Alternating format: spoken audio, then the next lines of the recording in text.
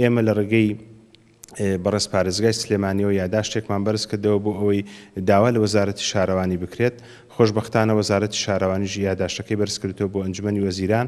من لێرەوە دەستخۆشی سوپاس بۆ کاک قوبات تاڵبانی کە بە بڕیاری داواکە ئەم کۆمپانیا وەکو تەجروبەیەک وەکو تاقیکردنەوەیەک لەژێر تەجروبەدا بێ بۆ ماوەی 1 مانگ فەرزکراوە بەسەریدا کە بێ بە بەرامبەر سەرجەم شار و شارۆچکەکان پاک کاتەوە و خۆتان دەزان ئەم پرۆژەیە بە بڕی 41 میلیارد دینار و زیاتر لە 41 میلیارد دینار ئەم پرۆژێ دراوە بە کۆمپانیشکار کە بۆ ماوەی 3 ساڵ هەر 21 شارەوانی سنووری قەزای دوکان و قەزای چەمچەماڵ پاک بکاتەوە.